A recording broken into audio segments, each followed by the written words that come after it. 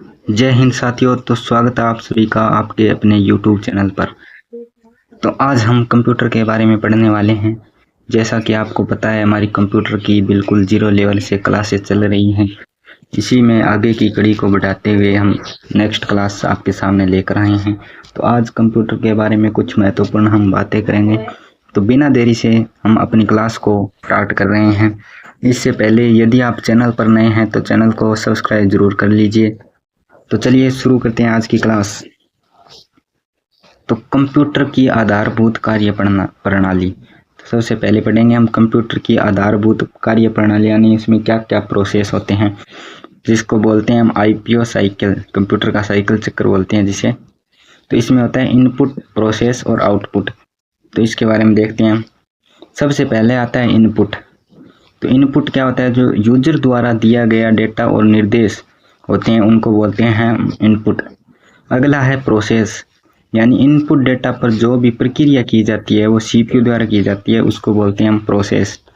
अगला है आउटपुट। तो आउटपुट जो प्रोसेस के बाद परिणाम प्राप्त होता है उसी को आउटपुट बोलते हैं। नेक्स्ट है स्टोरेज, जिसको बोलते हैं भंडारण, यानी जो आउटपुट परिणाम जो प्राप्त होता है उसको सेव करना ही क्या कहलाता है? भंडारण कहलाता है। अगला है कंट्रोल। तो कंट्रोल क्या होता है? इनपुट से स्टोरेज तक जो भी पूरी प्रक्रिया का नियंत्रण होता है उसको हम कंट्रोल बोलते हैं। अब पढ़ेंगे कार्य करने की क्षमता या कार्य करने की प्रक्रिया। तो कार्य करने की प्रक्रिया कंप्यूटर की कैसे होती है? तो इसमें है, सबसे पहले तो कंप्यूटर इनपुट लेता है, उसके बाद निर्देशों के अनुसार प्रोसेस करता है, यानी जो भी इनपुट है वो कंप्यूटर में दिए जाते हैं उनके जो प्रोसेस करता है उन पर बाद में।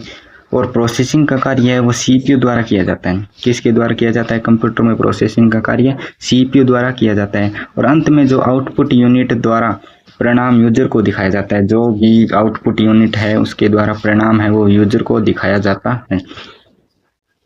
अब कुछ महत्वपूर्ण तथ्य है वोलेटाइल और नॉन वोलेटाइल। वोलेटाइल और नॉन वोलेटाइल क्या होते हैं? तो वोलेटाइल मेमोरी अस्थायी होती है, तो इसको उल्टा याद रखना पड़ेगा। यानी वोलेटाइल मेमोरी कौन सी होती है? जो अस्थायी होती है, जिसको हम अस्थिर भी कहते हैं, नाशवान भी कहते हैं।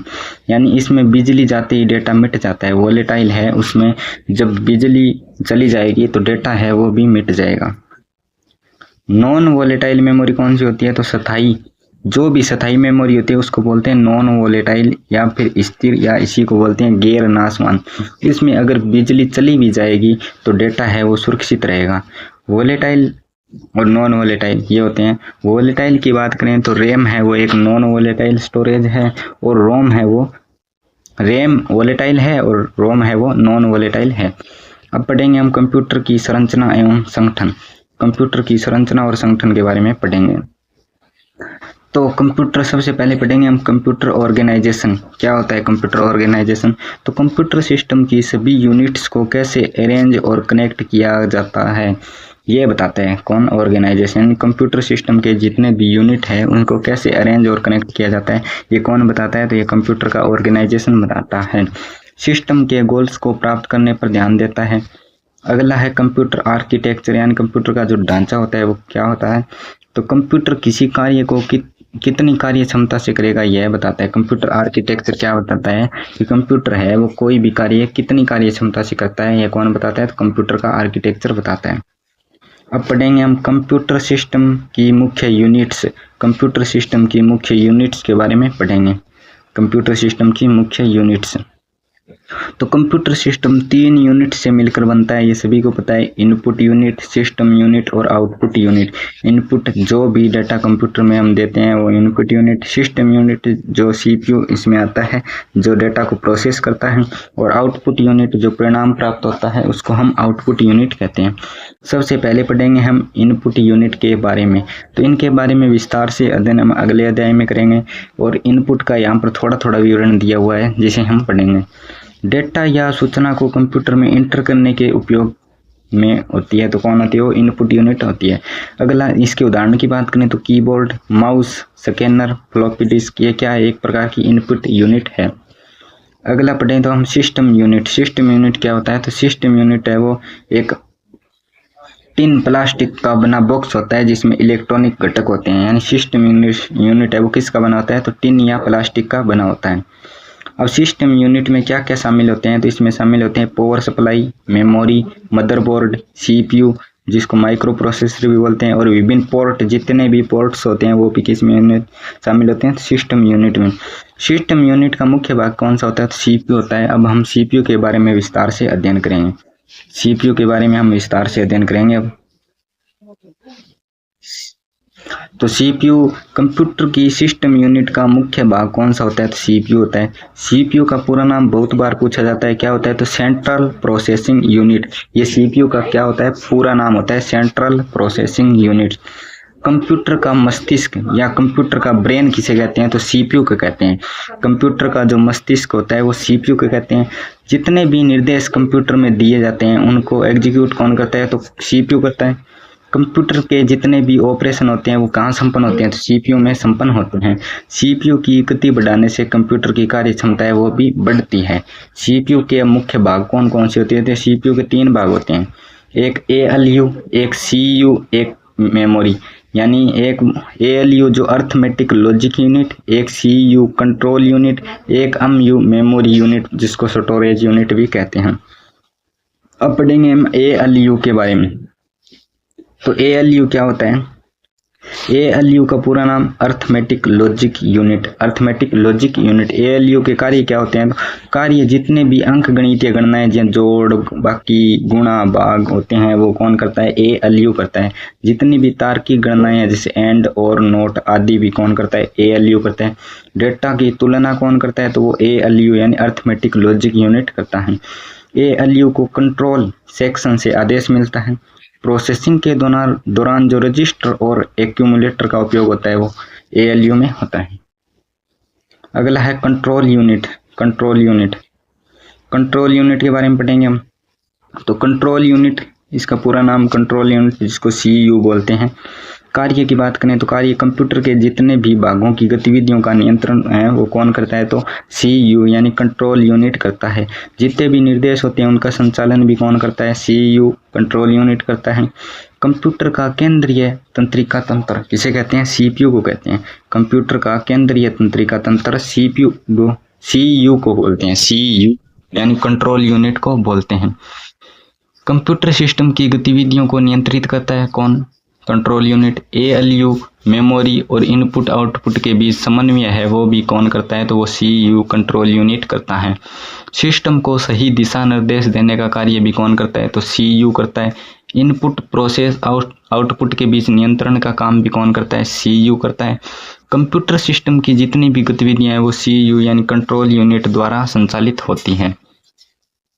अगला है सीपीयू प्रोसेसिंग चक्र, यानी सीपीयू का प्रोसेसिंग चक्र है वो कैसे होता है, उसके बारे में पढ़ेंगे। सीपीयू का प्रोसेसिंग चक्र है वो 4 चरणों में होता है, जैसे फैच, डिकोड, एग्जीक्यूट और स्टोर। इसको पूछा जाता है एग्जाम में कि सीपीयू का प्रोसेसिंग चक्र है वो कैसे होता है। तो इसमें सबसे पहले आता है फैच, उसके बाद डिकोड, उसके बाद एग्जीक्यूट, उसके बाद स्टोर। अब पढ़ेंगे हम मेमोरी यूनिट के बारे में। तो मेमोरी यूनिट के बारे में पढ़ेंगे। अब जो मेमोरी है उसके बारे में पढ़ेंगे, यानी मेमोरी वास्तव में इसको स्टोरेज भी कहा जाता है इसको, मेमोरी को। तो कंप्यूटर का इलेक्ट्रॉनिक स्थान जहाँ डेटा, सूचना और प्रोग्राम स्टोर होते हैं उसको क्या बोलते हैं, मेमोरी बोलते हैं। आवश्यकता पड़ने पर डेटा उपलब्ध कराती है कौन, मेमोरी। मेमोरी में डाटा रखने के स्थान को मेमोरी लोकेशन कहते हैं, यानी मेमोरी में जो भी डेटा सेव होता है उस स्थान को क्या बोलते हैं, तो मेमोरी लोकेशन बोलते हैं। मेमोरी है वो 2 प्रकार की होती है, एक प्राथमिक मेमोरी, एक द्वितीयक मेमोरी, प्राइमरी और सेकेंडरी। तो 2 प्रकार की मेमोरी होती है। इनके बारे में हम अगले अध्याय में विस्तार से पढ़ेंगे। मेमोरी की जो प्राथमिक और सेकेंडरी मेमोरी होती है उसको कम करने के लिए डेटा स्टोर करने वाली मेमोरी को वर्किंग मेमोरी बोलते हैं। अगला है आउटपुट यूनिट, यानी 3 भाग होते हैं जो कंप्यूटर के, इनपुट यूनिट, सिस्टम यूनिट और आउटपुट यूनिट। नेक्स्ट है अपने सामने आउटपुट यूनिट। तो प्रोसेसिंग के बाद जो भी परिणाम मानवीय भाषा में प्रस्तुत किया जाता है उसे हम क्या बोलते हैं, आउटपुट यूनिट बोलते हैं।